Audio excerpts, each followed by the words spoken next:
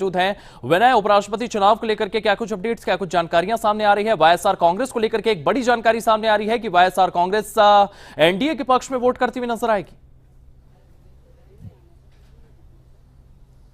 और देखिए, बिल्कुल बहुत इंटरेस्टिंग ये चुनाव, ना सिर्फ हार जीत को लेकर लेकिन इस बात को लेकर भी कौन किसके पक्ष में वोट करने जा रहा है। जहां कुछ राजनीतिक पार्टियों ने इस चुनाव से दूरियां बनाई है, वहीं ये भी देखना होगा कि किसके पक्ष में कौन वोट कर रहा है। और यही इस बार विपक्षी गठबंधन और एनडीए की खास रणनीति भी है।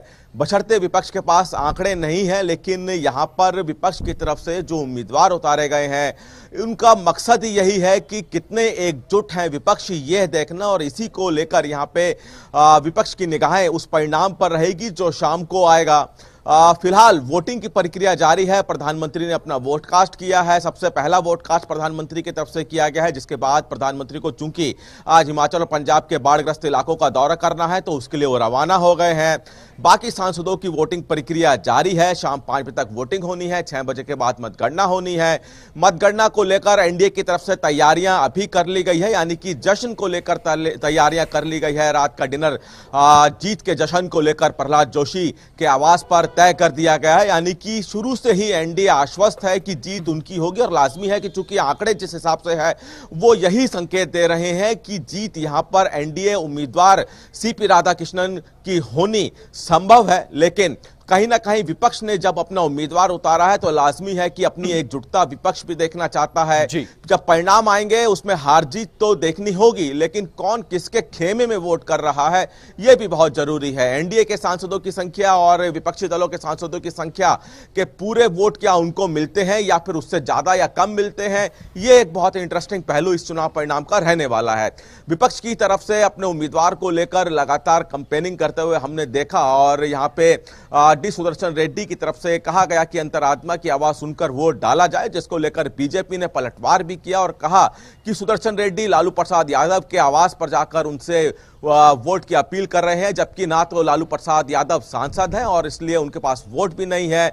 बशर्ते वो चारा घोटाला और कई अन्य मामलों में करप्ट हैं, आरोपी हैं, तो ऐसे व्यक्ति के सामने वोट से मांगने जा रहे हैं। कहीं ना कहीं गलत संदेश यहां पर जा रहा है। ये तमाम तरह से पलटवार बीजेपी की तरफ से होते हुए दिखाई दे। सीपी राधाकृष्णन को भी हमने देखा कि बड़े राजनीतिक दलों के बड़े नेताओं के समक्ष वो गए, उन्होंने भी अपने पक्ष में वोट की अपील की है। तो अब जो परिणाम आज शाम को आएंगे, चूंकि वोटिंग प्रक्रिया जारी है, सब वोट डाले जाएंगे 5 बजे तक। 5 बजे तक सबको वोट डालना है।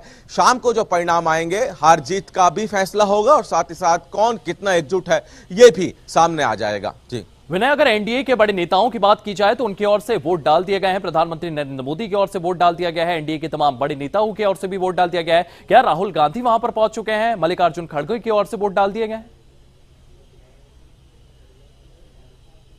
बिल्कुल, चूंकि सबसे पहला वोट प्रधानमंत्री की तरफ से डाला गया है। अब थोड़ी देर में जो बाकी जो अन्य तमाम नेता हैं, राहुल गांधी, मल्लिकार्जुन खड़गे, इनका भी वोट कास्ट होगा। और चूंकि ये राज्यों के हिसाब से यहाँ पे वोट कास्ट होना है और इसीलिए राज्यों के जिस हिसाब से नंबर आएंगे वहां पर वो सांसद वोट करते हुए दिखाई देंगे। अब चूंकि हिमाचल और पंजाब के जो सांसद हैं उनका नंबर पहले आएगा, उनके बाद बाकी जो अन्य राज्य हैं उनका नंबर आएगा।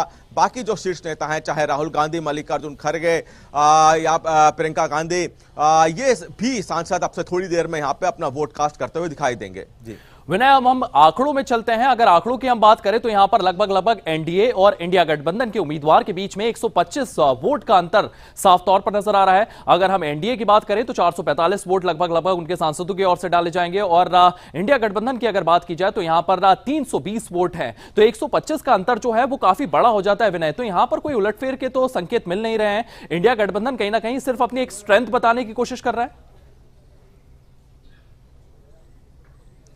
देखिए, संभावनाएं बिल्कुल ना के बराबर है कि किसी तरह का परिणाम उम्मीद के विपक्ष आए, यानी कि उम्मीद के विपरीत परिणाम आने की संभावनाएं बिल्कुल ना के बराबर है, क्योंकि एनडीए के पास बहुमत बहुत ज्यादा है। और ये लगातार कहा जा रहा है, जब विपक्ष की तरफ से उम्मीदवार उतारा गया था तब ये सवाल खड़े हुए थे कि जब विपक्ष के पास आंकड़े नहीं हैं तो वो फिर उम्मीदवार क्यों उतार रहे हैं। लेकिन इसके पीछे की कहानी ये है कि चूंकि विपक्ष अपनी एकजुटता जानना चाहता है, विपक्ष ये भी देखना चाहता है कि क्या एनडीए की खेमे की तरफ से कोई उनको वोट करता है या नहीं, तो विपक्ष जहां अपनी एकजुटता जानना चाहता है, क्योंकि कई दलों का एक गठबंधन है, इंडी गठबंधन, और इसी को भांपना चाहता है विपक्ष। ये भी विपक्ष उम्मीद लगाए बैठा है कि हो सकता है कि एनडीए की दल की तरफ से भी कोई उनको वोट करे। तो कई उम्मीदें विपक्ष को इस वोटिंग से है।